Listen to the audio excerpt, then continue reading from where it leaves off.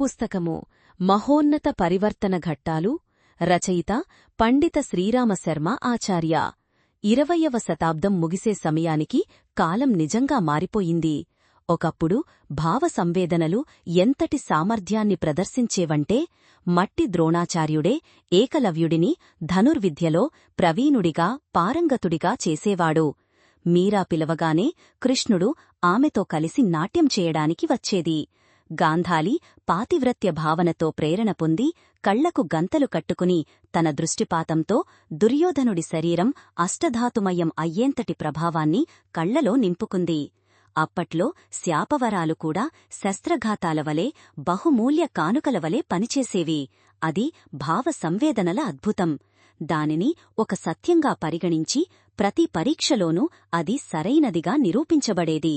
ఇప్పుడు భౌతిక జగత్తే సర్వస్వంగా మిగిలిపోయింది. ఆత్మ కనుమరుగైపోయింది. శరీరము మరియు విలాస వైభవాలే సర్వస్వంగా నిలిచిపోయాయి. ఇదే ప్రత్యక్షవాదం. గారడీవాళ్లలా చేతికి అందివచ్చినట్లుగా చూడగలిగేది, చూపించగలిగేదే సత్యం. దేనికోసమైతే లోతుగా శోధించవలసి వస్తుందో, ఫలితం కోసం వేచి ఉండవలసి వస్తుందో అది అసత్యం. ఆత్మ కనిపించదు. పరమాత్మ కూడా ఫలానా శరీరాన్ని ధరించి ఫలానా స్థానంలో కూర్చుని ఫలానా కార్యకలాపాలు చేస్తున్నట్లుగా కనిపించడు. అందువల్ల ఆ రెండింటి ఆత్మ మరియు పరమాత్మకు గుర్తింపు రద్దు చేయబడింది. భౌతిక శాస్త్రం ప్రత్యక్షంపై ఆధారపడి ఉన్నందున ప్రత్యక్షంగా కనిపించేదానిని మాత్రమే సత్యంగా అంగీకరిస్తుంది. ఒకప్పుడు చైతన్యం మరియు శ్రద్ధశక్తిలో ఉందని అంగీకరించేవారేమో కాని బటన్ నొక్కగానే దీపం వెలగడం లేదా పంకా తిరగడం వంటి ప్రత్యక్ష ఫలితాలు వాటిలో కనిపించవు. కాబట్టి ఇప్పుడు అవి విశ్వసనీయతను కోల్పోయాయి. ఏది ప్రత్యక్షం కాదో అది ఆమోదయోగ్యం కాదు. ఇదే భౌతిక శాస్త్రం మరియు తత్వశాస్త్రం యొక్క కొలమానం.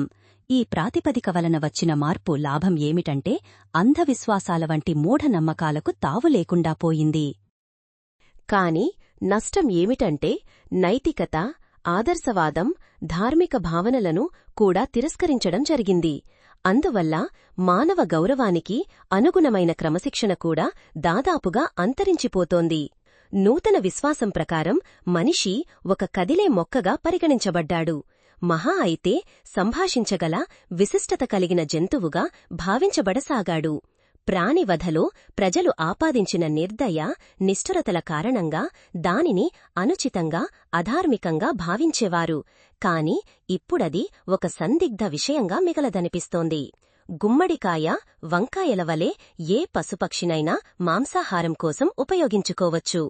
ఇతరుల బాధ మనకు అనుభవంలోకి రానప్పుడు మాంసాహారంలో అధిక ప్రోటీన్లు ఉంటాయని, దానివల్ల మన శరీరానికి లాభం కలుగుతుందని ప్రత్యక్షవాదులు చెప్పడం మొదలుపెట్టినప్పుడు ప్రాణివధ వలన నైతిక క్రమశిక్షణ దెబ్బతింటుందని, భావోద్వేగాలు కకావికలమవుతాయని చెప్పి ఎవరైనా దానిని ఎందుకు తిరస్కరిస్తారు? సరిగ్గా ఇదే విషయం ఇతర మానవ పరిమితులకు కూడా వర్తిస్తుంది. నేరాలకు ద్వారాలు తెరుచుచున్నది ఎందుకంటే వాటి వలన కేవలం ఇతరులకే నష్టం కలుగుతుంది. తమకు మాత్రం తక్షణ లాభం పొందే అవకాశం లభిస్తుంది. ఇతర కాచారాలలో కూడా పశు ప్రవృత్తులను అలవరుచుకోవడానికి సమర్పించబడిన వాదనలు, ప్రతిపాదనలు చూస్తుంటే లైంగిక, నైతిక విషయంలో కూడా ఎవరిపైనా ఎటువంటి ఒత్తిడి ఉండదు. ఈ విషయంలో జంతువులు పూర్తిగా స్వతంత్రంగా ఉన్నప్పుడు మనిషికి మాత్రమే ఈ విషయంలో ఎందుకు నియంత్రణ ఉండాలి? జీవజగత్తులో ధర్మం, కర్తవ్యం, బాధ్యత వంటి నమ్మకాలే లేనప్పుడు మనిషి మాత్రమే ఆ సంకెళ్లలో తనను తాను ఎందుకు బంధించుకోవాలి? పెద్ద చేప చిన్న చేపను తింటున్నప్పుడు, పెద్ద పక్షి చిన్న పక్షులపై దాడి చెయ్యడానికి వెనుకాడనప్పుడు, చిరుతపులులు జింకల వంటి బలహీనులను పట్టుకుంటున్నప్పుడు సమర్థుడైన మనిషి అసమర్థులను దోచుకోవడంలో ఎందుకు వెనుకడుగు వెయ్యాలి? ప్రత్యక్షవాదం, భౌతిక శాస్త్రం సౌకర్యాల అభివృద్ధికి ఎన్నో కొత్త ఆధారాలను అందించినప్పుడు దాని ప్రయోజనం మరియు యథార్థంపై ఎవరైనా ఎందుకు సందేహించాలి? ఆత్మ, పరమాత్మ, కర్మ, కర్తవ్యం, పుణ్యం, పరమార్థం వంటి నమ్మకాల ఆధారంగా ఎటువంటి తక్షణ లాభం లభించనప్పుడు తమకు తక్షణ నష్టాన్నే కలిగించే ఆ బంధాలను వ్యర్థంగా ఎందుకు పాటించాలి? వాటివలన సమర్థులు పీడితులుగా, దోపిడీకి గురికావలసి వస్తుంది. విజ్ఞానశాస్త్రం, ప్రత్యక్షవాదం మనల్ని నిజంగా సుఖవంతుల్ని చేశాయా? తర్కబద్ధమైన ప్రదర్శనల రూపంలో శాస్త్రీయ విజయాలు లాభదాయకంగా కనిపించినప్పుడు వాటి స్థానంలో తపస్సు, సంయమనం, పరమార్థం వంటి నమ్మకాలను ఎందుకు స్వీకరించాలి? ఆస్తికత, ఆధ్యాత్మికత, ధార్మికతల దృష్ట్యా అవి ఎంత ప్రశంసించబడినప్పటికీ తక్షణ లాభాలనే కొలమానంతో చూస్తే వాటి వలన నష్టమే కలుగుతుంది. నూతన కాలపు నూతన వాదనలు నేరస్తులు, స్వేచ్ఛాచారుల నుండి మొదలుకొని ప్రవాహంతో పాటు కొట్టుకుపోయే మేధావుల వరకు అందరికీ సమానంగా అనుకూలంగా ఉన్నాయి. వాటిని ఒక విశ్వాసంగా స్వీకరించడం కూడా సౌకర్యవంతంగా అనిపించినప్పుడు ప్రతి ఒక్కరూ దానినే ఎందుకు స్వీకరించకూడదు? అదే మార్గంలో ఎందుకు నడవకూడదు? మేధావి నీషే గట్టిగా ప్రకటించారు, ఈ తర్కయుగంలో పాత నమ్మకాలపై ఆధారపడిన దేవుడు మరణించాడు. ఇప్పుడు అతడు ఎంత లోటుగా పాతిపెట్టబడ్డాడంటే భవిష్యత్తులో అతడు పునరుత్థానం చెందుతారని వేచి చూడనవసరం లేదు. ధర్మం విషయంలో కూడా ప్రత్యక్షవాద బౌద్ధిక మెజారిటీ ఇలాగే చెప్పింది. అది కేవలం ఒక నల్లమందు గుళిక. అది వెనకబడిన వర్గాలను, కష్టాలను సహించేలా, తమ దుస్థితికి వ్యతిరేకంగా నోరు మెదపకుండా ఉండేలా నిర్బంధిస్తుంది. అదే సమయంలో అది అనాచార పరులకు నిర్భయాన్నిస్తుంది. తద్వారా వారు తమ చాతుర్యం మరియు సామర్థ్యం బలంతో దానివలన ఏదైనా కఠినమైన పరిణామం కలుగుతుందనే భయం ఉంటే పూజలు, పునస్కారాల వంటి చౌకబారు క్రీడల ద్వారా ఆ భయం కూడా తొలగిపోతుంది. కాల ప్రవాహం శాస్త్రీయ ప్రగతితో పాటు ప్రత్యక్షవాదానికి మద్దతుగా మారుతోంది. నిజానికి ధర్మాన్ని, ఆధ్యాత్మికతను తమ చర్చలలో అంగీకరించేవారు కూడా తమ వ్యక్తిగత జీవితాలలో అధర్ములు, నాస్తికులు ప్రవర్తించినట్లే ప్రవర్తించడం గమనించవచ్చు. ధర్మోపదేశకుల నుండి సద్బ్రాహ్మణుల వరకు అందరి వ్యక్తిగత జీవితాలను పరిశీలించి పరీక్షించినప్పుడు చాలామంది అధార్మికత పరిధిలోకి వచ్చే స్వార్థపరత్వాన్నే అనుసరిస్తున్నారని స్పష్టమవుతోంది. ఆడంబరం, కపటం, మోసం ఒక రకంగా ప్రచ్ఛన్న నాస్తికత్వమే. లేకపోతే ఆస్తికత మరియు ధార్మికతల మహత్వాన్ని కొనియాడేవారు కనీసం తమలో తాము అంతరంగికంగా, బాహ్యంగా ఒకే రీతిలో ఉండాలి కదా. వారి స్థితి ఆడంబరంగా కనిపించినప్పుడు ప్రత్యక్షవాద నాస్తికత్వమే కాదు, ప్రచ్ఛన్న ధార్మికాడంబరం కూడా దాదాపు అదే విశ్వాసాన్ని అనుసరిస్తోందని అనిపిస్తోంది. ప్రజల కళ్లలో దుమ్ము కొట్టడానికి లేదా వారి నుండి అనుచిత లబ్ధు పొందడానికే ధర్మమనే ముసుగును మెడలో వేసుకుంటున్నారు. వారు ఈశ్వరుణ్ణి కూడా న్యాయమూర్తిగా, సర్వవ్యాపిగా భావించడం లేదు. అలా భావించి ఉంటే ధార్మికతకు వకాల్త పుచ్చుకునేవారిలో ఎవరూ పరోక్షంగా అవాంఛనీయతను అవలంబించడానికి సిద్ధపడరు. చెప్పబడుతున్న ధార్మికులు మరియు బహిరంగంగా తిరస్కరించే నాస్తికులు దాదాపు ఒకే స్థాయికి చేరుకున్నారు. ఈ పరిస్థితి భయంకరమైనది. వస్తువుల కొరతను విజ్ఞానశాస్త్రం తీర్చింది. ఒకవేళ అది సాధ్యపడకపోయి ఉంటే గడిచిన తరాలవారు సాదాసీదా జీవితం గడిపినట్లే మనము సంతోషంగా జీవించగలిగేవారం. ఋషులు, తపస్వులు, మహానుభావులు, లోకసేవకులలో చాలామంది కష్టాలు, అభావాలతో కూడిన భౌతిక జీవితాన్నే గడిపారు. అయినప్పటికీ వారి భౌతిక లేదా ఆధ్యాత్మిక స్థితి ఎన్నడూ ఖిన్నంగా, దీనంగా లేదు. వాస్తవానికి వారు నేటి సుఖ సంతోషాలతో, సమృద్ధితో ఉన్నామని చెప్పుకునేవారికంటే ఎంతో ఎక్కువ సుఖశాంతులతో కూడిన ప్రగతిశీల జీవితాన్ని గడిపారు. వారు నవ్వుతూ, నవ్విస్తూ సత్యయుగంగా పిలువబడే వాతావరణాన్ని సృష్టించారు. దానిని తిరిగి పొందడానికి మనమందరం తపిస్తున్నాము. భౌతిక శాస్త్రంలోని సౌకర్యాలను, సాధనాలను పెంచే అంశం సమర్థవంతులకు లాభం పొందడానికి అనేక ఆధారాలను సృష్టించి అందించింది అనడంలో ఏమాత్రం సందేహం లేదు. ఈ బాహ్యమైన మెరుపులను చూసి విజ్ఞానశాస్త్రం తన కాలాన్ని ఎంతో సౌకర్యవంతంగా మార్చిందని అనిపిస్తుంది. కాని మరోవైపు కొద్దిగా దృష్టి మరల్చగానే తెర తొలగిపోయి దృశ్యం పూర్తిగా వ్యతిరేకంగా కనిపిస్తుంది. సుసంపన్నులు, సమర్థులు, చతురులు సంఖ్యాపరంగా చాలా తక్కువ. బహుశా 10,000 మందికి 10 మంది. విజ్ఞాన శాస్త్రం ఉత్పత్తి చేసిన సౌకర్యాలు, వస్తువులు చాలా వరకు వారి చేతుల్లోనే పరిమితమైపోయాయి. వారు పోగు చేసుకున్నది కూడా ఆకాశం నుండి ఊడిపడలేదు. బలహీనంగా కనిపించే అమాయకులను వెనుకబడిన వారిగా భావించి వారి హక్కులను హరించడం ద్వారానే ఆ సంపద కొద్దిమంది చేతుల్లో. అది కేవలం ఒకే ఒక కారణం వల్ల ఏర్పడింది. కొందరు ఎక్కువ పోగు చేసుకోవాలనే విజ్ఞాన శాస్త్రం, ప్రత్యక్షవాదం నిర్మించిన విశ్వాసానికి అనుగుణంగా నైతికత, ధర్మం, కర్తవ్యం, సదాశయత, సౌశీల్యం, సమానత్వం, పరోపకార పారాయణత వంటి ఒప్పందాలను పాటించడానికి నిరాకరించడమే సబబని భావించారు. ఈ ఒప్పందాలు గత తరాలలో ఆస్తికత, ధార్మికతల ఆధారంగా ఆవశ్యకమైనవిగా పరిగణించబడ్డాయి. ఇప్పుడు ప్రత్యక్షవాదం వాటిని ఆమోదయోగ్యం కావని తీర్మానించినప్పుడు సమర్థవంతులను ఏ ప్రాతిపదికన పరిమితులలో ఉండమని నచ్చచెప్పగలరు? ఏ తర్కం ఆధారంగా సౌశీల్యం, సమానత్వం అనే నీతిని పాటించమని నిర్బంధించగలరు? జంతువులను నీతిమంతులుగా, పరోపకారులుగా మార్చడానికి నిర్బంధించలేనప్పుడు కోతి సంతతిగా చెప్పబడే మనిషికి సంపాదన చెయ్యాలి కాని దానిని కేవలం వినియోగంలోనే ముగించకూడదని ఏ ప్రాతిపదికన వివరించగలరు? న్యాయం, ఔచిత్యం, సద్భావన, పంచుకు తినడం వంటి నీతిని పాటించమని చెప్పే సదుపయోగ సంప్రదాయాలను కూడా పాటించాలని ఎలా చెప్పగలరు? ఒకవేళ ఆ ఆధ్యాత్మిక ప్రవృత్తి సజీవంగా ఉండి ఉంటే ప్రస్తుత భౌతికవాద వారి పెరుగుతున్న ఆధిపత్యం బలహీనులను దోపిడీ చేస్తోంది.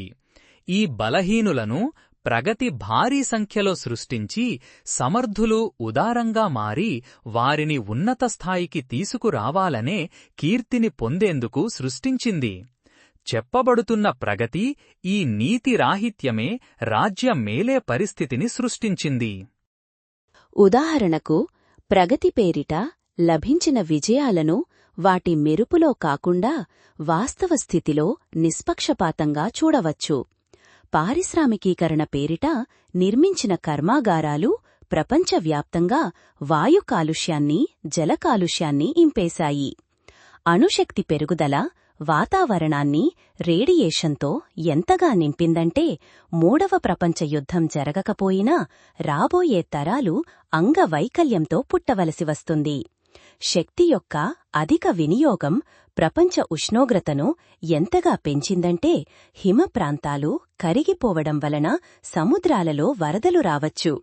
ఓజోనని పిలువబడే భూమి కవచం చిరిగిపోవడం వలన విశ్వకిరణాలు భూమి యొక్క సమృద్ధిని కాల్చి బూడిద చేయగలవు. రసాయన ఎరువులు, పురుగుమందులు కలిసి భూమి యొక్క సారాన్ని విషతుల్యంగా మారుస్తున్నాయి. ఖనిజాల తవ్వకం జరుగుతున్న వేగాన్ని చూస్తుంటే కొన్ని దశాబ్దాలలోనే లోహాలు, ఖనిజ తైలాల నిల్వలు అంతరించిపోతాయని అనిపిస్తుంది. పెరుగుతున్న కోలాహలంతో వ్యక్తులు మరింత పిచ్చివారవుతారు. విద్య యొక్క లక్ష్యం కేవలం ఉదర పోషణకే పరిమితమవుతుంది. దానికి సౌశీల్యపు తాత్వికతతో ఎటువంటి సంబంధం ఉండదు. ఆహారంలో పెరుగుతున్న రుచి పరోక్షంగా రోగకారక క్రిముల వలె మనల్ని నేలకూల్చివేస్తుంది. కామోద్రేకాన్ని పెంచుతున్న వేగం వలన మనుషులలో జీవశక్తి నిల్వలుగాని, బౌద్ధిక పదునుగాని, శీల సదాచారాల ఛాయలుగాని మిగలవు. పశుపక్షులు, చెట్లను నరుకుతున్న తీరు చూస్తుంటే ఈ ప్రకృతి బోసిపోతుందనిపిస్తోంది. నీరసత్వం, నిష్ఠురత, నృశంసత, నీచత్వం తప్ప పరస్పర వ్యవహారంలో బహస మరే ఉన్నతత్వం కనిపించకపోవచ్చు. మానవాళి సామూహిక ఆత్మహత్య దిశగా వేగంగా పయనిస్తోంది అనే మేధావుల నిర్ధారణ తప్పుకాదు. మాదక ద్రవ్యాల వంటి దుష్ప్రవృత్తుల పెరుగుదలను చూస్తుంటే ఈ మాట అసాధ్యంగా అనిపించదు. స్నేహం, సౌజన్యం, సహకారం లేకపోవడంతో మనిషి పిచ్చి కుక్కల వలె ఒకరిపై ఒకరు దాడి చేసుకోవడం తప్ప బహుశా మరేమీ చెయ్యలేడు. మానవ జాతి నేడు పయనిస్తున్న మార్గం దాని మహత్వాన్నే కాదు, దాని అస్తిత్వాన్ని కూడా అంతం చేస్తున్నట్లు కనిపిస్తోంది. నిల్వ ఉన్న మందుగుండు సామగ్రిపై ఒక పిచ్చివాడు అగ్గిపుల్ల విసిరితే ఈ స్వర్గతుల్యమైన భూలోకం ధూళిగా మారి ఆకాశంలో కలిసిపోతుందని భావించాలి. విజ్ఞానశాస్త్రం యొక్క పెరుగుదల, జ్ఞానం యొక్క క్షీణత ఇటువంటి విషమ పరిస్థితులను సృష్టించడానికి ఎక్కువ సమయం పట్టదనిపిస్తోంది. భౌతికవాదం యొక్క వైపరీత్యాలు విషానికి అమృతమనే గుర్తింపు లభించి దానిని పొందడానికి ప్రతి ఒక్కరూ ఆరాటపడుతున్నప్పుడు మార్పు చాలా కష్టమవుతుంది. నష్టాన్ని లాభంగా, లాభాన్ని లోతుగా అర్థం చేసుకోవడంలో కష్టం ఎదురైనప్పుడు దానిని నష్టంగా భావించడం మొదలైతే ఆ వక్రబుద్ధిని సరిచెయ్యడం చాలా కష్టం. ప్రాచీన కాలంలో కనీసం నమ్మకాలైనా సరైనవిగా ఉండేవి. వేసే అడుగులు రాజమార్గాన్ని అనుసరించేవి. కాని ఇప్పుడు పరిస్థితి పూర్తిగా మారిపోయింది. దారి తప్పినవాడు తనను తాను సరైనవాడిగా భావిస్తూ అందరినీ తనతో పాటు తీసుకువెళ్లాలని పట్టుబడుతున్నాడు. తక్షణ లాభమే సర్వస్వంగా మారింది. దాని పర్యవసానం రేపు లేదా ఎల్లుండి ఎలా ఉంటుందో ఆలోచించే తీరిక ఎవరికీ లేదు. దుష్కర్మలు చెయ్యడానికి కూడా సమయం, శ్రమ, ధైర్యం, పురుషార్థం అవసరం. ధైర్యం లేకుండా దొంగతనాలు, దోపిడీలు కూడా చెయ్యలేరు. వ్యభిచారం, అనాచారం వంటి వాటికి పాల్పడేవారికి కూడా ప్రమాదం పొంచి ఉంటుంది. ఆ అనాచారంలో నిమగ్నమైన వ్యక్తులు కూడా తక్కువ నష్టభయాన్ని ఎదుర్కోరు. అయినప్పటికీ ఎందుకో ఏమో సత్యం, మంచితనం మార్గాన్ని అనుసరించేవారు నష్టపోతారని, లాభం కేవలం అనాచారపరులకే కలుగుతుందని ఒక నమ్మకం ఏర్పడింది. ఈ నమ్మకానికి అనుకూలంగా తమ చుట్టూ దుష్కర్మలు చేసి తక్షణ లాభం సంపాదించేవారు కనిపిస్తారు. అనుచిత మార్గంలో పొందిన లాభం ఏ విధంగా దుర్వ్యసనాలలో చిక్కుకుపోతోందో, అపకీర్తి అనే బరువును మోస్తోందో, చివరకు తనకే కాకుండా తన సహచరులతో సహా మొత్తం సమాజాన్ని పతనం, పరాభవం అనే అగాధంలోకి ఎలా నెట్టివేస్తోందో ఆలోచించేంత అవసరం వారికి కనిపించదు.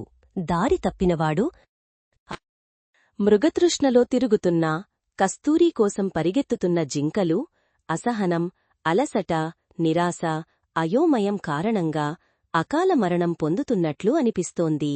అవాంఛనీయతను అవలంబించి సంపాదించిన విజయం తక్షణమే కాకపోయినా కొద్దిసేపటికే, కొంచెం ముందుకు వెళ్లగానే అధిగమించటం కష్టమయ్యే సంకటాలను ఎదుర్కొంటుంది. కాని కొద్ది అంగుళాలు, అడుగుల దూరం మాత్రమే చూడగల మందదృష్టిగలవారి గురించి ఏమి చెప్పగలం, ఏమి చెయ్యగలం? ముందుకు వెళితే ఎంత పెద్ద అగాధాలు ఉన్నాయో, వాటిలో ఒకసారి పడిపోతే సహాయం చేయడానికి కూడా ఎవరూ ముందుకురారు. ఏదో విధంగా అందరినీ నిందిస్తూ భయంకరమైన అంతాన్ని ఎదుర్కోవలసి వస్తుంది. ఈ రోజుల్లో అటువంటి విపత్కర పరిస్థితే దాపురించింది. విజ్ఞానశాస్త్రం ఆధారంగా లభించిన నైతికతకు పూర్తిగా దూరమైన విజయాలు ప్రజలు తప్పుడు మార్గంలో నడుస్తూ దుర్గతిపాలు అయ్యేలా ఒక విధమైన వ్యామోహాన్ని సృష్టించాయి. ఈ ధోరణి ఇలాగే కొనసాగితే దాని దుష్పర్యవసానం వ్యక్తి, సమాజం ముందు ఇవి విపత్తుగా నిలుస్తుంది. దాని నుండి బయటపడటం బహుశా అసాధ్యం కావచ్చు. ఈ చెప్పబడుతున్న ప్రగతి అధోగతి కంటే ఎక్కువ మూల్యం చెల్లించవలసి వస్తుంది. ఈ రోజుల్లో ప్రతి రంగంలోనూ ప్రవేశించిన సమస్యలు, అవాంఛనీయతలు, వైరుధ్యాలకు ఎవరిని నిందించాలి? దాని పరిష్కారాన్ని ఎక్కడ వెతకాలి?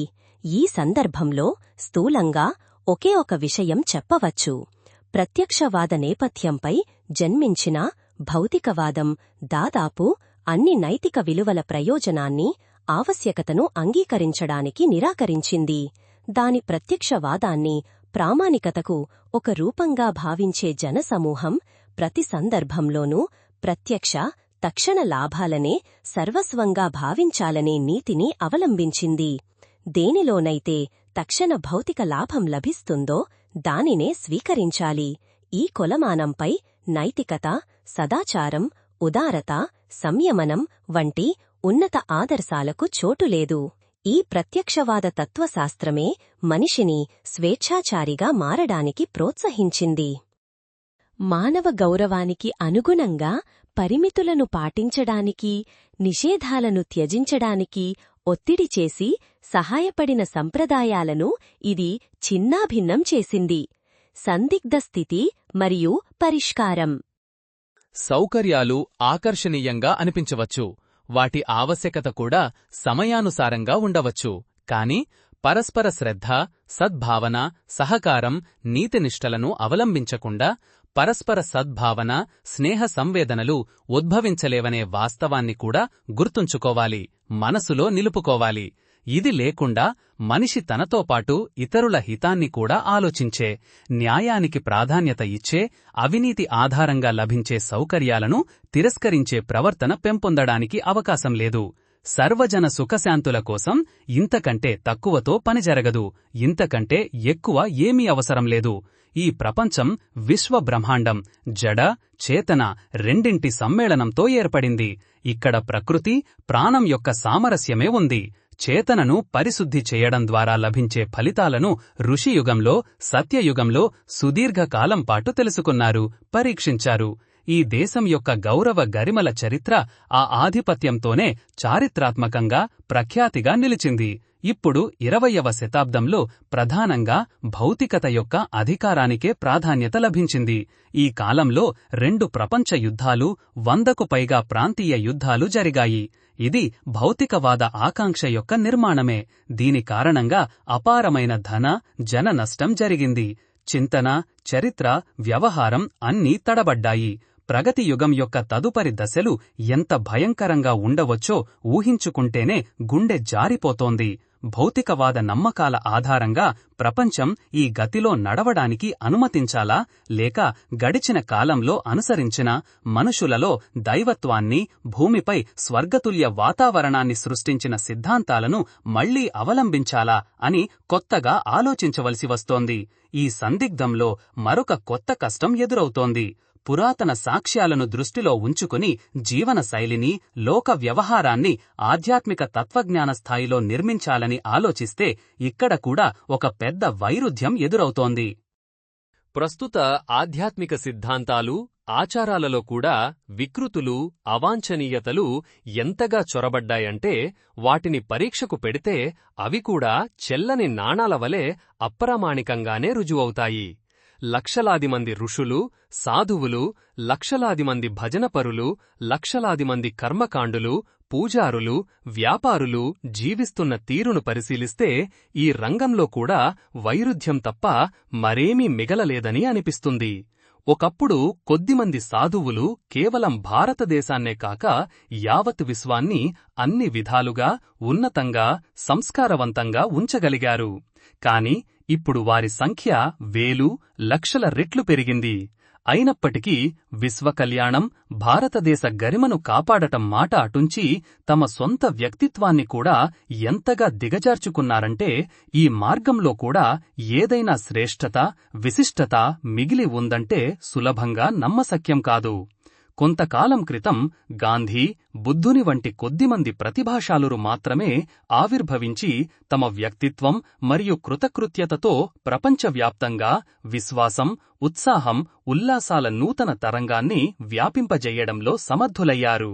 కాని ఇప్పుడు వారి సంఖ్య ఆశ్చర్యకరమైన వేగంతో పెరిగినప్పటికీ వాతావరణాన్ని పరిష్కరించడం అటుంచి తమను తాము కూడా ప్రామాణికులుగా, ప్రతిభావంతులుగా ఈ సందిగ్ధత మధ్య ఒక పరిష్కారం ఉద్భవిస్తుంది.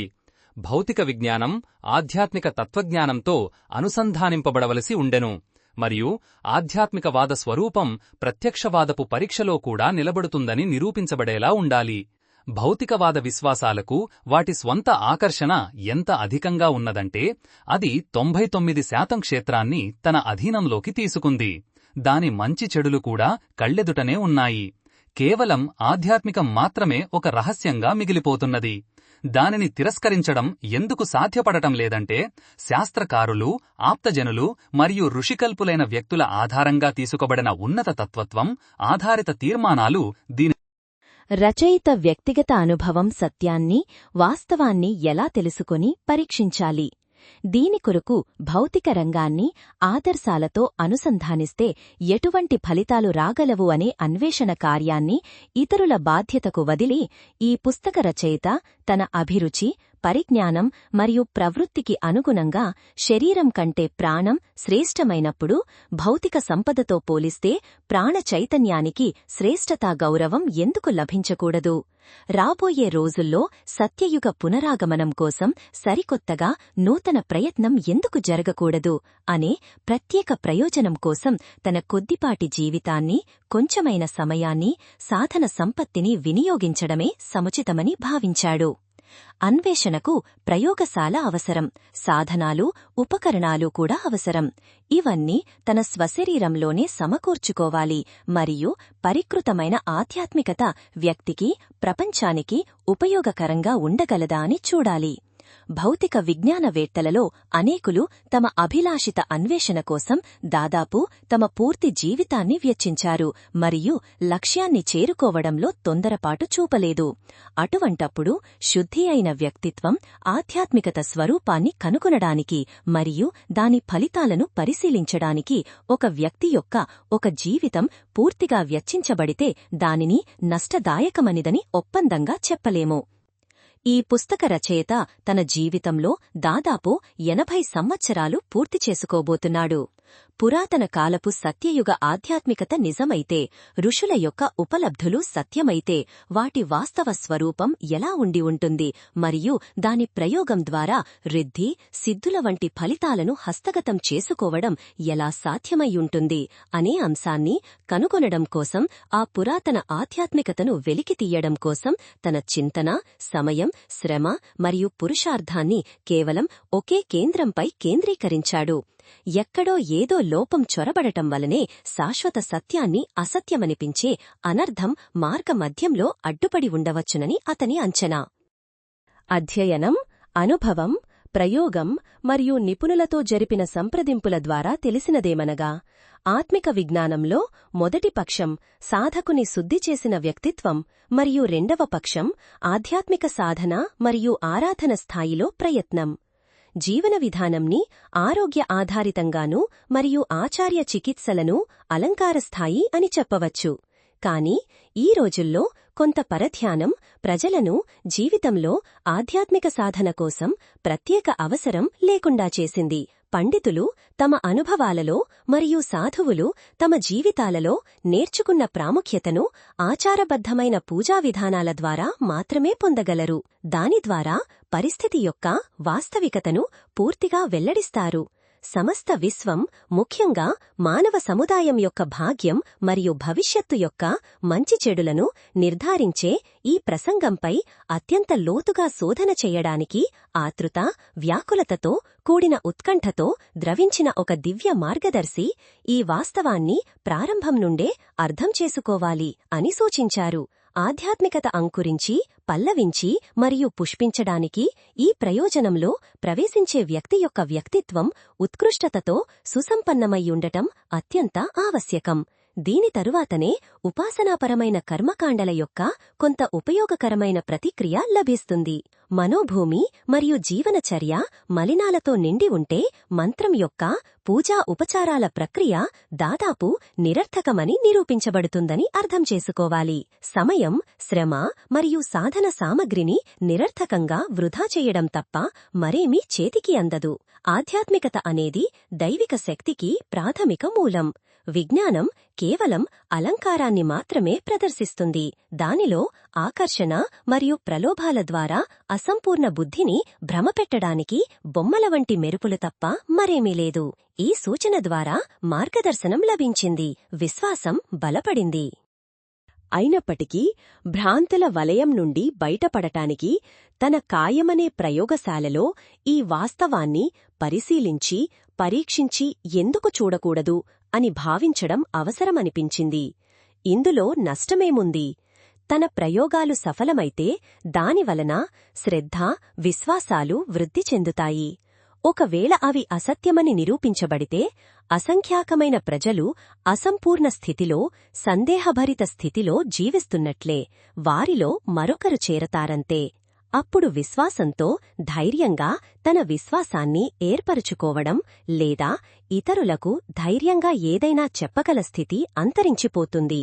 మంత్ర విజ్ఞానానికి సంబంధించి ఎంతైతే చదివి విని ఆలోచించానో దాని ఆధారంగా ఆదిశక్తిగా పిలువబడే గాయత్రి యొక్క శ్రేష్ఠత ఆధిక్యత నిస్సందేహమైనదని ప్రారంభ దినాల్లోనే విశ్వాసం కుదిరింది.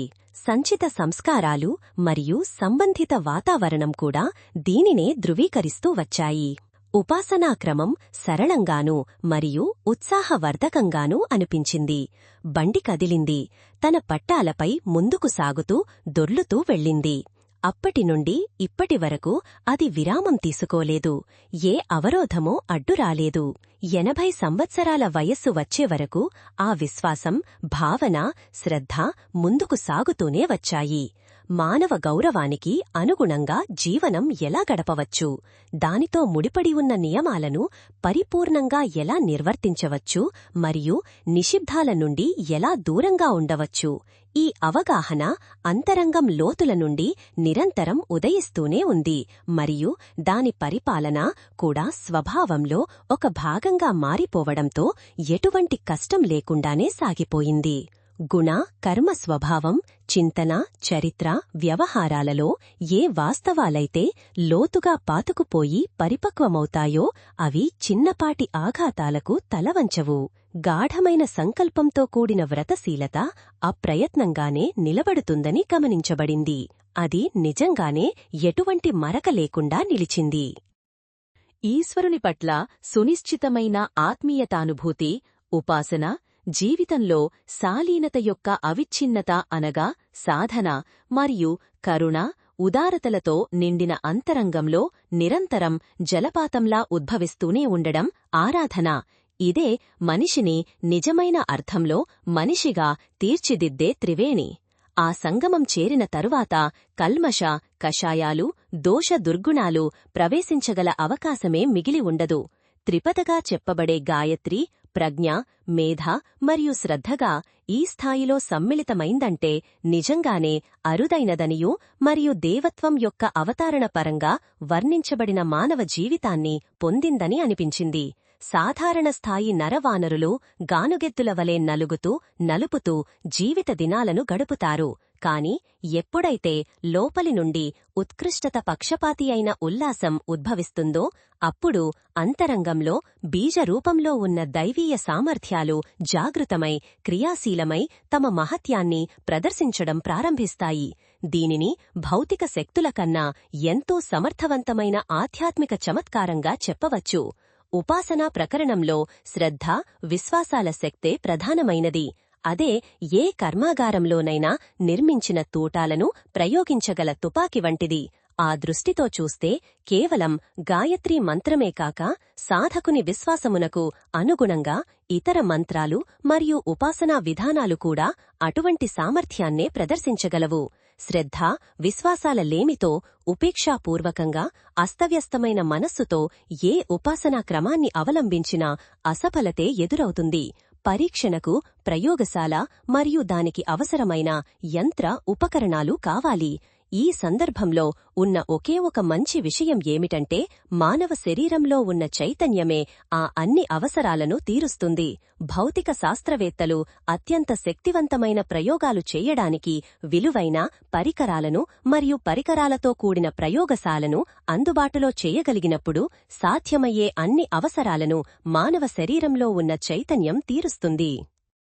ఈ రోజుల్లో శాస్త్రీయ ప్రతిపాదనలు సాధారణ ప్రజల విశ్వాసాలను కలుపుకుని శిలాశాసనాల రూపంలో స్థిరపడ్డాయి. నేటి విశ్వాసాలు, కార్యకలాపాలు దానితోనే ప్రభావితమై తదనుగుణమైన ప్రతిచర్యలను ఉత్పన్నం చేస్తున్నాయి.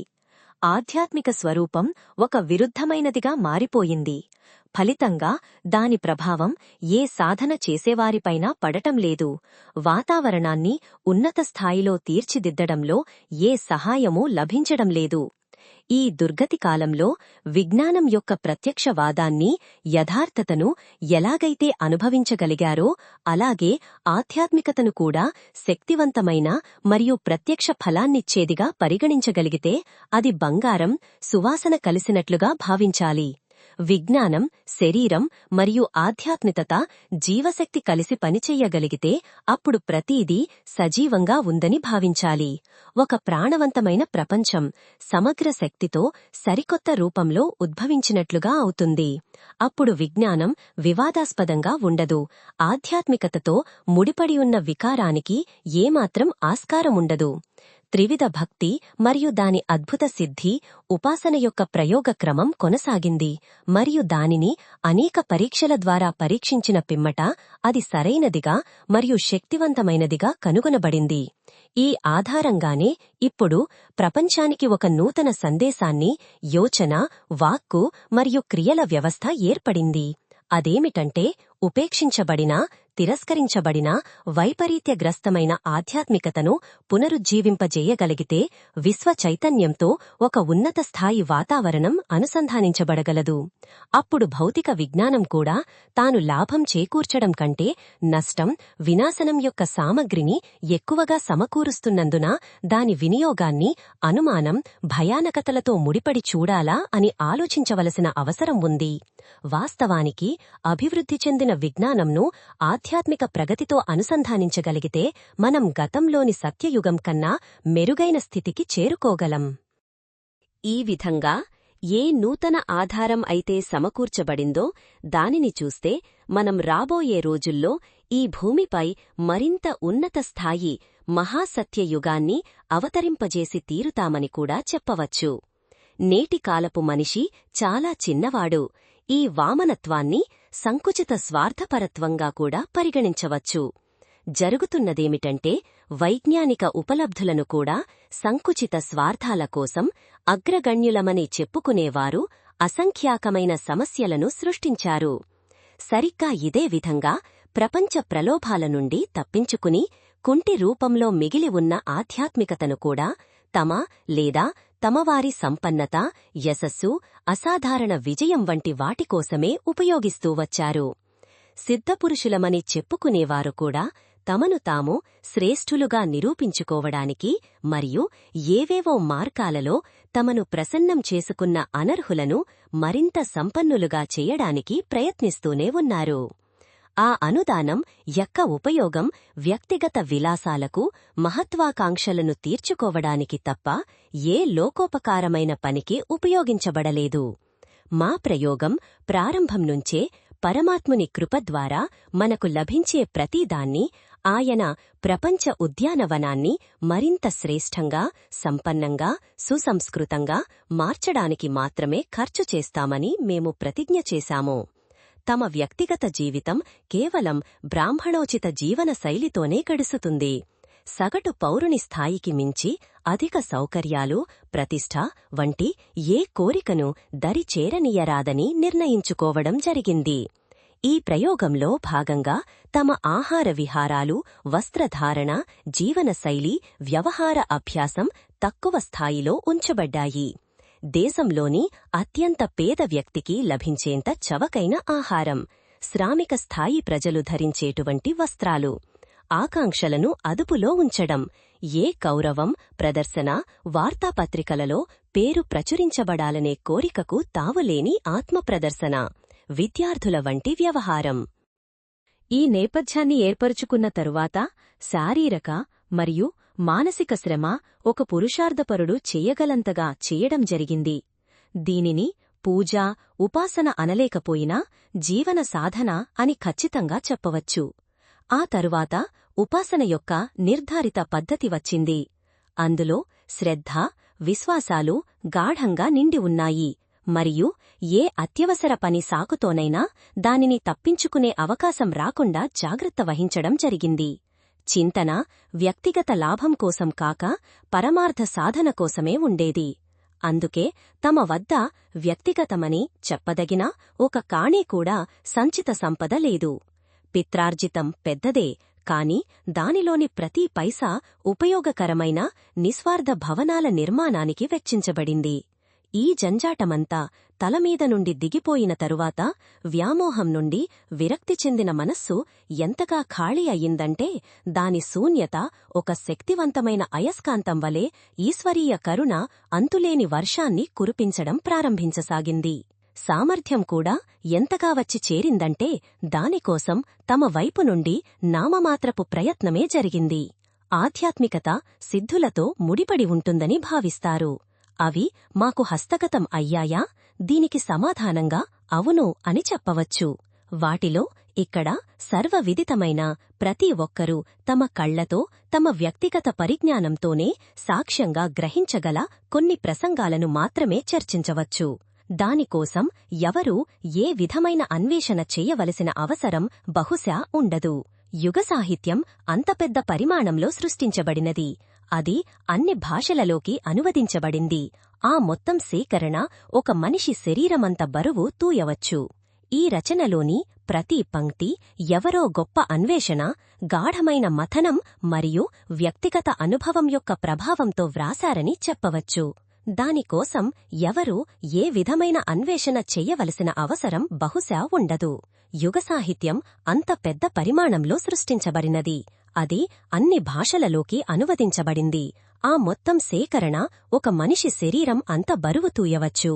ఈ రచనలోని ప్రతి పంక్తి ఎవరో గొప్ప అన్వేషణ, గాఢమైన మథనం మరియు వ్యక్తిగత అనుభవం యొక్క ప్రభావంతో వ్రాసారని చెప్పవచ్చు. దానికోసం ఎవరూ ఏ విధమైన అన్వేషణ చేయవలసిన అవసరం బహుశా ఉండదు. యుగసాహిత్యం అంత పెద్ద పరిమాణంలో సృష్టించబడినది. అది అన్ని భాషలలోకి అనువదించబడింది. ఆ మొత్తం సేకరణ ఒక మనిషి శరీరం అంత బరువు తూయవచ్చు. ఈ రచనలోని ప్రతి పంక్తి ఎవరో గొప్ప అన్వేషణ, గాఢమైన మథనం మరియు వ్యక్తిగత అనుభవం యొక్క ప్రభావంతో వ్రాసారని చెప్పవచ్చు. ఒక వ్యక్తి కనీసం 5 జన్మలలో లేదా 5 శరీరాలతో మాత్రమే ఇంత సాహిత్యాన్ని సృష్టించగలడని సాధారణ బుద్ధి చెప్పగలదు. ఈ ప్రయత్నాన్ని కూడా ఎవరైనా కోరుకుంటే సిద్ధిస్థాయిలో లెక్కించవచ్చు. రెండవ కార్యం, నవసృజనలో కొంత ఫలవంతమైన పాత్ర పోషించగల సహచరులు, సహకారుల యొక్క పెద్ద సమూహాన్ని సమీకరించడం. ఈ రోజుల్లో కొంతకాలం క్రితం కేవలం 5 లక్షల ఉన్న వారి సంఖ్య ఇప్పుడు 25 లక్షలకు పెరిగింది. ఈ క్రమం 1 నుండి 5, 5 నుండి 25, 25 నుండి 125 అనే గుణకార ప్రక్రియ ఆధారంగా వేగంగా ముందుకు సాగుతోంది. మరియు ఈ పురోగతి ఆగదు. ప్రాంతాలు, దేశాల పరిధులను దాటి ప్రపంచవ్యాప్తంగా సజ్జనుల సంవర్ధన ప్రక్రియను పూర్తి చేస్తుందని భరోసా ఇస్తోంది. మూడవ సిద్ధి, దుష్ప్రవృత్తులకు వ్యతిరేకంగా అసాధారణ వ్యూహంతో కూడిన సంఘర్షణ మరియు పరివర్తన. అదే సమయంలో సత్ప్రవృత్తి సంవర్ధన కోసం వేలాది జ్ఞానకేంద్రాల స్థాపన మరియు వాటి కార్యకలాపాలలో మంచి మార్పు. సత్ప్రవృత్తి సంవర్ధన రచనాత్మక ప్రవృత్తులా నిర్మించబడిన వేలాది జ్ఞానపీఠాల భవ్య భవనాలను చూసినవారు ఇది నేటి కాలపు అభినవ సృజన ఉద్యమం అని ఒక్కటే ఆలోచించగలరు. 4 ధామ్లను నిర్మించిన వారికి లభించిన శ్రేయస్సుతో పోలిస్తే ఈ సృజన కార్యం ఎంత ఖరీదైనదిగా, ఎంత విస్తృతంగా జరిగిందో దానిని ఒక ఆశ్చర్యంగానే చెప్పాలి. ప్రచారంలో ఉన్న దురాచారాలు, అవాంఛనీయతలతో ఎదుర్కొనే పోరాటాన్ని 2వ మహాభారతంతో సమానంగా చెప్పవచ్చు. ఈర్ష్యపరులు, దుర్జనులు మరియు విద్వేషుల దాడులు సత్యాన్ని ఎలా ఓడించడంలో, విచ్ఛిన్నం చేయడంలో విఫలమవుతాయో ఈ వాస్తవాన్ని తమ సమీప పరిచయములో ఉండి వారి చర్యలతో పరిచయమున్నవారు మాత్రమే తెలుసుకోగలరు. ఆ ప్రసంగాలను ఎప్పుడూ చర్చించనందున, ప్రతిఘటనకు ఒక సన్నని కర్ర కూడా ఎత్తనందున, దైవీయ ప్రయోజనాలలో విశ్వామిత్ర యజ్ఞధ్వంస కుట్రతో పోల్చదగిన ఆ అనాచారాలు ఎలా బయటపడతాయి? భక్తుని రక్షణ ఎలా జరుగుతుందో చెప్పడానికి ప్రహ్లాదుడు, గజేంద్రుడు, ద్రౌపది వంటి వారి ఉపమానాలు ఇస్తారు. ఆ కోవలోకి ఈ కాలానికి చెందిన ఈ ఉదాహరణ కూడా చేరితే ఎటువంటి నష్టం లేదు. దీనిని కూడా ఒక సిద్ధిగా చెప్పవచ్చు. సహాయం కోసం ఎవరి ముందు చేయి చాచకపోవడం వెనుక ఏ అహంకార ప్రదర్శన భావం లేదు. కాని భగవత్ ప్రయోజనం కోసం ఎక్కడి నుండైనా ప్రామాణికత ఉద్భవిస్తే దాని శక్తి మరియు సంపద ఎంతగా పెరుగుతుంది అనే ఒక ప్రయోగ పరీక్షణ ఇది. దీనికి పురాతన ఉదాహరణ హనుమంతుడు. నూతన ఉదాహరణగా గంగా యాచించకపోయినా హిమాలయం ఎలా ఎప్పటికీ ఎండిపోని జలరాశిని అందిస్తూ ఉంటుందో నేటి కాలపు ఈ ప్రయోగ పరీక్షణను అర్థం చేసుకోవచ్చు. అవలంబించిన క్రియాకలాపాలలో ఎంత జనశక్తి, ఎంత ధనశక్తి, ఎన్ని సాధనాలు అవసరమవుతాయి మరియు అది సుదామపురిని ద్వారకాపురిగా ఎలా మారుస్తోందో అనే ఉదాహరణను ఈ దృశ్య దర్శనాన్ని ఒక విధంగా సిద్ధిస్థాయిలో లెక్కించవచ్చు. తమ కంటే వెనుకబడిన సిద్ధుల యొక్క మరేదైనా ప్రత్యక్ష ప్రమాణం గురించి తెలుసుకోవాలంటే ఆ గణనలో ఒక అంశం ఇది కూడా. ఈ రోజుల్లో 80 సంవత్సరాల వయస్సుకు చేరుకునేవారు దాదాపుగా బలహీనులుగా మారి మరణానికి సిద్ధపడడం ప్రారంభిస్తారు. కాని ఇక్కడ దృశ్యం వేరుగా ఉంది. శరీరం, మనస్సు, సంకల్పం మరియు పురుషార్థం. వయోవృద్ధుడైన ద్రోణాచార్యుడు అంత్యకాలం వరకు ధనుస్సు ఎక్కుపెట్టి లక్ష్యాన్ని ఛేదించే విద్యను బోధిస్తూ ఉన్నత స్థాయిలోనే ఉన్నారు. వృద్ధాప్యంలోనే యవ్వనం సజీవంగా ఉండగలదు. ఈ ప్రయోక్త యొక్క ఒక గాఢ స్వరూపం కూడా ఇదే. ఈ చర్చ అప్రస్తుతం, అనవసరం మరియు అహంకారంతో కూడిన ఉద్ధత ప్రస్తావనగా భావించబడకూడదనే ఉద్దేశ్యంతో ఈ సుదీర్ఘ ప్రసంగాన్ని శరీరం లేనప్పుడు మరేదైనా శోధించడానికి, చెప్పడానికి ఉత్సుకతతో ఉన్నవారి కోసం కూడా ఈ శరీరం మిగిలి ఉంచబడింది. నిజమైన ఆధ్యాత్మికవాదంలో నిక్షిప్తమైన విలక్షణ శక్తి. ఇక్కడ ఈ వాక్యాలు ఎందుకనగా శరీరబలం, సంపత్తిబలం, బుద్ధిబలం, పదవీబలం మరియు సహాయక బలం చాలా కాలంగా శ్రేయోచర్చకు అర్హతను కలిగి ఉన్నాయి. కాని ఆధ్యాత్మిక సాధన ఆధారంగా ఉత్పన్నమయ్యే ఆత్మబలం కూడా నిర్లక్ష్యం చెయ్యకూడదనే విషయాన్ని విస్మరించరాదు. అది అప్రమాణికమైనది కాదు, కపటమైనది కాదు. సమస్య కేవలం ఇక్కడే తలెత్తుతుంది. ఎక్కడైతే దానితో ముడిపడి ఉన్న సిద్ధాంతాలను విస్మరించి కొన్ని మంత్రతంత్రాలతోనే ఆకాశాన్నంటే ఆకాంక్షలు పెట్టుకుంటారో మరియు అవి సఫలం కానప్పుడు నిరాశ మరియు నాస్తికత్వం ఉద్భవిస్తాయి. వ్యక్తిగత ప్రయోజనాలకే తనను పరిమితం చేసుకున్న వ్యక్తి తన సంకుచితత్వంలో ఎంతగా లీనమవుతాడంటే అతనికి ఇతరుల హక్కుల గురించి, వారి పట్ల సద్భావనతో మెలగవలసిన అవసరం గురించి ధ్యాసే ఉండదు. లోక వ్యవహారంలో వేర్పాటువాదం యొక్క అనేక దుష్ప్రవృత్తులు ఈ ఆధారంగానే వృద్ధి చెందుతాయి. ఆధ్యాత్మిక రంగంలో కూడా ఎవరైతే ఈ నీతిని అనుసరిస్తారో వారి గౌరవం కూడా ఒక విధంగా దాదాపుగా అంతరించిపోతుంది. తమ కొరకు స్వర్గముక్తి, బుద్ధిసిద్ధులు, అద్భుత ప్రదర్శనలు, ప్రజల నుండి పూజలందుకోవడం, తమను తాము దేవతలకు ప్రతినిధులుగా చెప్పుకొని వారి అర్హతకు మించిన అల్పజనుల మనోకాంక్షలను వారి ద్వారా నెరవేరుస్తామని హామీ ఇవ్వడం.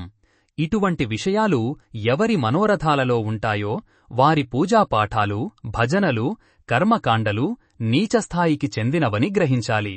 దానివల్ల ఆధ్యాత్మిక పక్షం యొక్క గౌరవం పెరగదు, పైగా తగ్గుతుంది.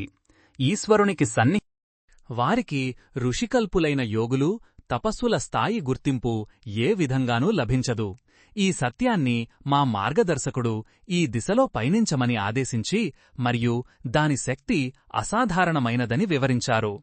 ఆదర్శవాద అభివృద్ధికి ఆధ్యాత్మికత సహాయపడుతుందని సైద్ధాంతిక తత్వజ్ఞానం దృష్ట్యా అర్థం చేసుకోవచ్చు. కాని చెడులను ఎదుర్కోవడానికి మరియు మంచిని పెంచడానికి అసాధారణ మార్పులను తీసుకురాగల అసాధారణ శక్తి కూడా అందులో ఉందని దీని ద్వారా నిరూపితం కాదు. ఆ విశిష్టతను నిరూపించలేకపోతే దాని నుండి మతభక్తి తప్ప మరే ఇతర పెద్ద ప్రయోజనాన్ని సాధించగలమనే ఆశను పెట్టుకోలేము. ప్రత్యేకించి ఈ రోజుల్లో పెరుగుతున్న పతనోన్ముఖ ప్రవాహాన్ని ఆపడం మరియు దానిని అంతే తీవ్రతతో సృజనాత్మక ప్రయోజనాల కోసం వినియోగించడం అత్యంత అవసరమని అనిపిస్తున్నప్పుడు వ్యక్తిగత ప్రజ్ఞను సాధించడానికి కూడా అటువంటి శక్తే కావాలి. కేవలం పరలోకం గురించి, పరోక్ష జగత్తు గురించి మాత్రమే చర్చించి ఈ లోకాన్ని సంస్కరించడంలో అదే సమయంలో కాలప్రవాహాన్ని మార్చగల, మహాక్రాంతి స్థాయిలో యుగాన్ని మార్చేంత గొప్ప పరివర్తనను తీసుకురాగల ఒక శక్తి ఉద్భవించాలనే తన సొంత ఉత్కర్షను కూడా దానికి జోడించారు. ఆలోచించేవారు ఎవరినో ఒకరిని ముందుకు తీసుకురావాలని అనుకుని ఉండాలి. అటువంటప్పుడు ఎవరి వద్దనైతే జన్మ జన్మాంతరాల సుసంస్కారాలు నిక్షిప్తమై ఉన్నాయో వారిని ఎందుకు పూర్తి విశ్వాసిగా చెయ్యకూడదు? వారి ఉదాహరణను, ప్రత్యక్ష ఉదాహరణను ప్రదర్శిస్తూ ఈ ప్రత్యక్షవాద వాతావరణంలోని అవిశ్వాసాన్ని విశ్వాసంగా మార్చవలసిన అవసరాన్ని ఎందుకు పూర్తి చెయ్యకూడదు? అన్వేషకుడి ఆసక్తి మరియు శక్తి వనరు యొక్క సమ్మతి మరియు సమన్వయం అటువంటి భవిష్యత్ నిర్మాణ దిశలో లక్ష్యాలను సాధించడానికి దారితీసింది. దీనివలన ఏదైనా గొప్ప ప్రయోజనం సిద్ధిస్తుందనే ఆశాకిరణాలు ఉదయించడం ప్రారంభించాయి. భక్తిలో శక్తి సమ్మిళితమై ఉండటానికి సంబంధించిన అనేక అనుభవాలను మరియు అద్భుతాలను ఈ పుస్తక రచయిత చూశారని పైన చెప్పబడింది. ఎవరి ముందు చేయ చాపకుండా అసాధారణ స్థాయిలో జనబలం మరియు ధనబలం అవసరమైన ప్రయోజనాలను పూర్తి చేసినప్పటి నుండి ఈ పరంపర కొనసాగింది. భక్తితో ముడిపడిన శక్తి 1958 నాటి సహస్రకుండి మహాయజ్ఞం యొక్క విజయవంతమైన ప్రయోగం. పరీక్షణ నా శ్రద్ధా విశ్వాసాలను అసంఖ్యాక రెట్లు పెంచింది మరియు ఆ తరువాత నిర్దేశించబడిన పనుల పరంపర ప్రారంభమైంది. వాటి గురించి ఇంతకు ముందు కూడా ప్రస్తావించబడింది. సాహిత్య సృజన, సంఘటన, కేంద్రాల ఖర్చుతో కూడిన వ్యవస్థ, నిరుపేదల సహాయం వంటి పనులు అవన్నీ ఎవరో వేరే వ్యక్తి చేసినట్లు మరియు నా తలపైకి కీర్తి అప్రయత్నంగా వచ్చిపడినట్లుగా కొనసాగాయి. ఇది ఒకరి పురుషార్థం యొక్క ప్రతిఫలమని వ్యక్తిగత విజయం యొక్క ఘట్టంగా భావించరాదు. బదులుగా భక్తితో శక్తికి కూడా విడదీయరాని సామరస్యం ఉందని అర్థం చేసుకోవాలి. నిర్దేశక శక్తి తన సంకేతాల మేరకు నడిచే సమర్థిత వ్యక్తికి, యుద్ధరంగంలో పోరాడటానికి వెళ్లే సైనికునికి, సేనాపతి లేదా రక్షణ విభాగం అవసరమైన సౌకర్య సామగ్రిని ఏర్పాటు చేసినట్లే అటువంటి ఏర్పాటునే చేస్తుంది. వ్యక్తిగత ప్రయత్నంతో సాధ్యమని భావించబడే చిన్న చిన్న పనులను పూర్తి చేసిన తరువాత నిర్దేశకుడు తన కీలుబొమ్మలో సంకేతాల సూచనతోనే మనోహరమైన నృత్య ప్రదర్శన చెయ్యగల సామర్థ్యాన్ని నింపారు. అంతటి సామర్థ్యం వచ్చిన తరువాత ఏ ఒక్క వ్యక్తి ఊహించను కూడా ఊహించలేని ఇంత పెద్ద ప్రపంచాన్ని సృష్టించి నిలబెట్టిన అదృశ్య శక్తి మాత్రమే చెయ్యగలదు. ఆ శక్తి మానవుడు ఒక పరిమితి వరకు దురహంకారం చెయ్యడానికి అనుమతించిన తరువాత అతను నిర్దిష్టించిన హద్దులు మీరుతున్నప్పుడు గమనించి అతని చెవి పట్టుకొని సరైన మార్గంలో నడవమని నిర్బంధించడమే కాక దండించగలదు కూడా. దీనినే యుగ పరివర్తన యొక్క నేపథ్యమని అనవచ్చు. ఇదే 21వ శతాబ్దం యొక్క ఉజ్వల భవిష్యత్ పరికల్పన, గొప్ప విప్లవం యొక్క అపూర్వమైన ప్రణాళిక.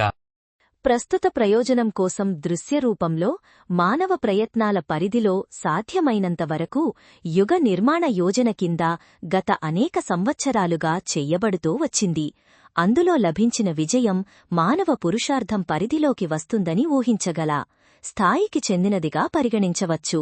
మానవ పురుషార్థం మరియు సాధనల సమన్వయంతో ప్రపంచ చరిత్రలో అసాధారణమైనవి మరియు ఆశ్చర్యకరమైనవి అని పిలువబడేవి చాలా జరిగాయి. ఈ ఆధారంగానే ఈ పరియోజన యొక్క దృశ్య ప్రయత్నాలు ఏ విధంగా జరిగాయో మరియు దాని ప్రతిఫలాలు ఏ విధంగా వెలువడ్డాయో వాటిలో దీనిని కూడా ఒకటిగా లెక్కించవచ్చు. అయితే ఇప్పటివరకు జరిగిన పనితో పోలిస్తే ఇంకా వేల లక్షల రెట్లు ఎక్కువ పని చెయ్యవలసి ఉంది. అది అదృశ్య జగత్తుకు సంబంధించినది మరియు సూక్ష్మస్థాయికి చెందినది కూడా. దాని మూలాలు సూక్ష్మ జగత్తులో అసాధారణ లోతులలోకి చొచ్చుకొనిపోయి ఉన్నాయి. ప్రస్తుత వికృతులు కూడా అపూర్వమైనవే. చెయ్యవలసిన మార్పు, పరిష్కారం కూడా అపూర్వమైనదిగానే చెప్పవచ్చు. గతంలో కూడా అవినీతి నిర్మూలన మరియు నీతి స్థాపన నిరంతరం జరుగుతూనే ఉన్నాయి. కాని ఆ మార్పులు ప్రాంతీయ స్థాయిలో మాత్రమే పరిమితమయ్యాయి. గతంలో సాధనాలు మరియు వాహనాల కొరత వలన ప్రపంచం ఇంత దగ్గరికి రాలేదు. సమస్త ప్రపంచాన్ని ఒక గ్రామంగా లేదా పట్టణంగా అంచనా వేయడానికి వీలు కాలేదు. మరియు ప్రగతి మరియు అధోగతి సమస్యలు సమస్త విశ్వాన్ని కొద్దిపాటి మార్పులతో ఒకే స్థాయిలో ప్రభావితం చెయ్యలేదు. అందువల్ల మన కాలంలోనే విస్తృత మార్పు ఇంత స్థాయిలో, ఇంత సంక్లిష్టంగా మరియు ఇంత విస్తృతంగా ఉంది. దీనిని ఇప్పటివరకు జరిగిన సంస్కరణ పరివర్తనలతో పోలిస్తే అద్భుతమైనది, ప్రత్యేకమైనది మరియు అపూర్వమైనది అని మాత్రమే చెప్పగలము. దీనికోసం చేసే ప్రయత్నాలు కూడా తేలికపాటివి అయితే సరిపోదు. అవి అసాధారణమైనవి అని చెప్పగలిగేంత ప్రబలంగా, ప్రచండంగా, శక్తివంతంగా మరియు విస్తృతంగా ఉండాలి. విజ్ఞానశాస్త్ర సమర్థకులు ప్రపంచాన్ని మరింత సుఖమయం చెయ్యడానికి తక్కువ పరికల్పనలు చెయ్యలేదు. వారు అసాధారణమైన నిర్మాణాలను నిలబెట్టడానికి మరియు అద్భుతమైన ప్రయోగాలు చెయ్యడానికి, సాధనాలను సమకూర్చడానికి తక్కువ శ్రమించలేదు. కాని వాటన్నింటిలోనూ ఒకే లోపముంది. వారు భౌతిక దృక్పథంలో భౌతిక చికిత్సలతోనే సంస్కరణ తీసుకురాగలమని విశ్వసిస్తారు. ఆకాశంపై పట్టు సాధించడం, మహాసముద్రాలను ఆధిపత్యం చేయడానికి, ప్రకృతి సంపదలను మరింతగా దోచుకోవడం, అనుచితమైన వాటిని నాశనం చేసే పరికరాలను కనుగొనడం, సంపద సంవర్ధన యొక్క కొత్త వనరులను వెతకడం వంటి ప్రణాళికలే రూపొందుతున్నాయి. వీటిని 21వ శతాబ్దపు సమున్నత ప్రణాళికలు అని పిలుస్తున్నారు. భౌతిక విజ్ఞానం అత్యంత సమర్థవంతమైనదని ప్రజలు కొంతవరకు విశ్వసిస్తారు కూడా. అది ఇప్పటివరకు ఒకదానిని మించి ఒకటి విజయాలను అందించింది మరియు తన ఆవిష్కరణలతో ఇంద్రజాల లోకం వంటి పరిస్థితులను సృష్టించింది. కాబట్టి భవిష్యత్తు కోసం దాని ప్రణాళికలు, భావనలు ఎందుకు నెరవేరవు? ఈ ఆశను ఒకసారి పరిశీలించిన తరువాత మరొక అంశం వెంటనే అర్థమవుతుంది. అది భౌతిక విజయాలతో కొద్దిమంది సమర్థులకు అధిక సౌకర్య సాధనాలను అందించడం తప్ప మానసిక రంగంలోకి చొచ్చుకుపోయిన వికృతులను నివారించగల మరియు మానవ ప్రవర్తనలో సద్భావనను పెంచగల మరే ఇతర ఆధారాన్ని అందించలేదు. అటువంటి పరిస్థితిలో భవిష్యత్తులో కూడా విజ్ఞానం ఆధారంగా జరిగే మరింత ప్రగతి ప్రస్తుత ధోరణినే ఉత్తేజపరుస్తుంది. దానిలో మానవ శ్రేష్ఠత యొక్క ఏ పక్షమూ చేరలేదు మరియు జనసామాన్యాన్ని మానవ గౌరవం యొక్క పరిమితులలో బంధించగలిగేది ఏదీ జరిగే అవకాశం కూడా లేదు. అలా జరగకపోతే సంపన్నత మరియు సామర్థ్యంతో పాటు అవినీతి కూడా పెరుగుతూనే ఉంటుంది మరియు చివరికి ప్రస్తుత ప్రగతి ప్రణాళికలు భయంకరమైన దుస్థితి తప్ప మరేమీ సాధించలేవు. సమస్యలు ప్రత్యక్షవాదంతో ముడిపడి ఉన్న అనైతికత కారణంగా ఉత్పన్నమయ్యాయి. మూలాన్ని నరకకుండా విషవృక్షం యొక్క కొన్ని ఆకులను తుంచినంత మాత్రాన ఏమి జరగబోతోంది? ఒక పేరు రూపం గల ఆపదలు మరొక పేరు రూపంతో ముందుకు రావడం తప్ప వైజ్ఞానిక చికిత్సలతో మరే ఇతర మార్పు జరగబోదు. పురాతన సత్యయుగం నాకు గుర్తుంది. ఆ కాలంలో వనరులు నేటికంటే చాలా తక్కువగా ఉండేవి.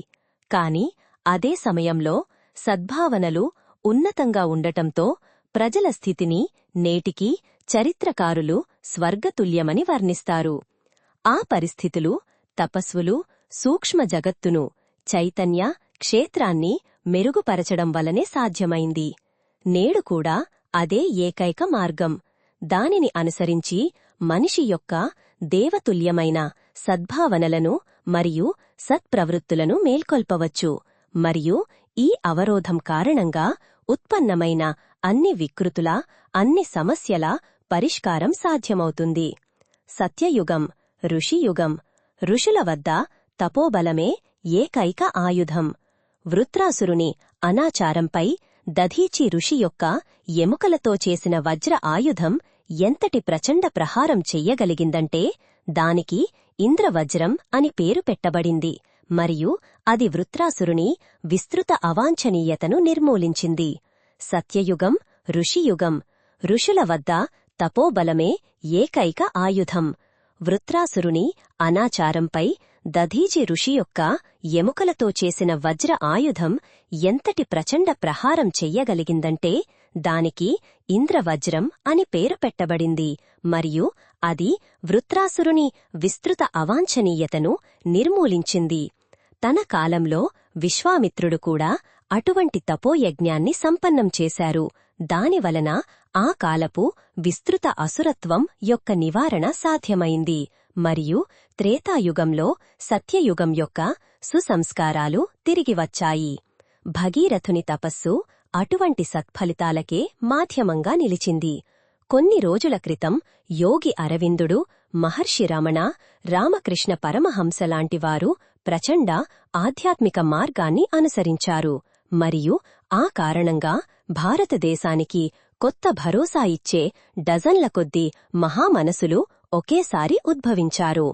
బుద్ధుని ఆధ్యాత్మిక సాధన సమకాలీన వాతావరణంలో గొప్ప మార్పులు తీసుకువచ్చిందని పరిగణించవచ్చు. గత 50 సంవత్సరాలలో చాలామంది అనుచరులు ఉద్భవించారు. వారిపై భౌతిక స్థాయిలో గొప్ప విప్లవం యొక్క బాధ్యతను అప్పగించవచ్చు మరియు మనం ఉన్నత స్థాయి తపస్యకు అవకాశం పొందవచ్చు. కాబట్టి మార్గదర్శకుని ప్రకారం 90వ సంవత్సరం వసంతకాలం నుండి మాకు ఏకైక కార్యం సూక్ష్మ జగత్తులో భావనాత్మక మార్పు తీసుకురావడానికి నేటి పరిస్థితులకు అనుగుణమైన నిర్దిష్ట స్థాయి తపస్సు మరియు ఆధ్యాత్మిక సాధన చెయ్యమని ఆదేశం లభించింది. కాబట్టి ఆ రోజు నుండి ఆ ప్రయోగాన్ని తక్షణమే స్వీకరించడం జరిగింది. సైనిక క్రమశిక్షణ పాటించేవారికి వేరే ఏ విధమైన తటపటాయింపునకు ఆస్కారం లేదు కదా. హామీ మరియు అభ్యర్థన 90వ సంవత్సరం వసంత పంచమి నుండి ఏకాంత స్థాయిలో నిరంతరంగా కొనసాగే మా సమగ్ర ఆధ్యాత్మిక సాధనకు సంబంధించిన భవిష్యత్ కార్యక్రమం గురించి తెలుసుకున్న తరువాత యుగ నిర్మాణ నూతన ప్రణాళికలలో ఇటీవలే నిమగ్నమైన ఆ ప్రజలలో కొంత ఆందోళన తలెట్టినట్లు కనిపిస్తున్నది. వారికి ఎదురవుతున్న సమస్య ఏమిటంటే, సమర్థుడైన సేనానాయకుని ప్రత్యక్ష సంబంధం ఉన్నప్పుడు విజయవంతంగా సాగుతున్న ప్రయత్నాలు ఇక ముందు ఏ విధంగా సాగగలవు? సాధనాలు ఎలా సమకూరుతాయి? ప్రోత్సాహం, సహకారం ఎక్కడ నుండి లభిస్తాయి?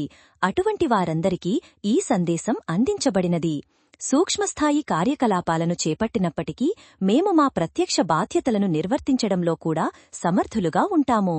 ఆ కార్యం స్థూల శరీరం ద్వారా చేపట్టే ప్రత్యక్ష కార్యకలాపాల వలె ఉండకపోవచ్చు, కాని సూక్ష్మ చైతన్యంలో ఇంతటి సామర్థ్యం ఉందని అంగీకరించాలి. అది కేవలం సూక్ష్మ జగత్తుకే పరిమితమయ్యుండదు. ప్రత్యక్ష జగత్తును ప్రభావితం చేయడంలో కూడా దాని శక్తివంతమైన పాత్ర కొనసాగుతుంది. శాంతికుంజ్ మా ప్రత్యక్ష శరీర రూపంలో విరాజిల్లుతోంది. కాబట్టి దానితో సంబంధమున్నవారికి అవసరమైన ప్రేరణలు, ప్రకాశ కిరణాలు కూడా లభిస్తూనే ఉంటాయి. వాటి శక్తి, తేజస్సుతో ప్రపంచవ్యాప్తంగా ఉన్న ముఖ్యమైన ప్రయోజనాలకు కదిలిస్తూ ఉంటాయి. రాబోయే రోజులలో బహుశా ఎవరికీ మా అభౌతిక పాత్ర లోటుగా అనిపించదు. దానికి బదులుగా ఆ దృశ్యం గోచరిస్తుంది. అందులో ఒక బీజం వృక్షంగా మారి వేలు, లక్షల కొలది కొత్త బీజాలను ఉత్పత్తి చేస్తుంది. ప్రత్యక్ష పాత్రను పోషించలేకపోవడాన్ని మరణంగా ఎవరూ భావించవద్దు. దివ్యతత్వాలు ఎన్నటికీ మరణించవు. శరీరాన్ని మార్చుకున్నంత మాత్రాన ఆత్మసత్తా యొక్క అస్తిత్వం మారదు. అది శక్తిమంతమైనదైతే స్థూల శరీర భారం, బంధనం తొలగిపోవడం వలన అది మరింత గతిశీలతను ప్రదర్శిస్తుంది. ఈ కారణంగానే భారతీయ సంప్రదాయంలో కేవలం జన్మదినాలను మాత్రమే జరుపుకుంటారు. మరణదినం గురించిన ప్రస్తావన కేవలం ఆశ్వయుజ పితృపక్షంలో ఒక సాధారణ చర్చగా మాత్రమే ఉంటుంది. స్వామి రామతీర్థులు మరణించడానికి కొద్ది సమయం ముందు మృత్యువుకు లేఖ అను పేరుతో ఒక పత్రాన్ని రచించారు. అది సుదీర్ఘమైనది మరియు హృద్యమైనది. కాని దాని సారాంశం ఇంతే: శరీరభారం మోయడం వలన నేను చెయ్యగల పనులను చెయ్యలేకపోతున్నాను. కాబట్టి ఈ బరువు నాపై నుండి తొలగిపోగానే గాలితో, వెన్నెలతో, కిరణాలతో, వసంత వర్షంతో కలిసిపోయి మరింత ప్రయోజనకరంగా మారగలను మరియు మరింత ఆనందమయమైన ఉల్లాసాన్ని ఆస్వాదించగలను. 80 సంవత్సరాలు జీవించిన తర్వాత ఇంకా జీవించాలనే కోరిక ఏమాత్రం లేదు. కాని మన ఇష్టప్రకారం జీవించడంగాని మరణించడంగాని సాధ్యం కాదు. సృష్టికర్త సంకల్పమే ప్రధానమైనది. అయినప్పటికీ శరీరం లేకుండా కూడా ఎంతో చెయ్యగలమన్నది నిశ్చయం. దీని పూర్వాభ్యాసం ఈ రోజులలో జరుగుతోంది. ఏకాంతరాసంతో ముడిపడి ఉన్న నిష్క్రియాత్మకత కనిపిస్తున్నప్పటికీ స్ఫూర్తివంతమైన శరీరంతో ఉన్నప్పుడు ఎంత చెయ్యగలిగామో ఇప్పుడు అందులో ఏమైనా లోటు వచ్చిందేమో అని పరిశీలించబడుతోంది. నిష్కర్షగా తేలుతున్నదేమిటంటే, ఈ స్థితిలో పరిమితమైన దానిని అపరిమితంగా మార్చే సామర్థ్యాన్ని మరింత అధికంగా ప్రదర్శించడానికి సహాయం లభిస్తోంది. ఈ ఆధారంగా ఈ విశ్వాసం పరిపక్వమైంది. జీవించి ఉండటం కన్నా శరీరం లేనప్పుడు సామర్థ్యం, క్రియాశీలత మరింతగా పెరుగుతాయి. ఈ విశ్వాసం ఆధారంగానే ప్రజ్ఞాపరిజనులకు ప్రత్యేకంగా చెప్పబడుతున్నది, కంటికి కనిపించనంత మాత్రాన ఏమాత్రం నిరుత్సాహపడవద్దు మరియు నిరంతరం ఇది అనుభూతి చెందండి.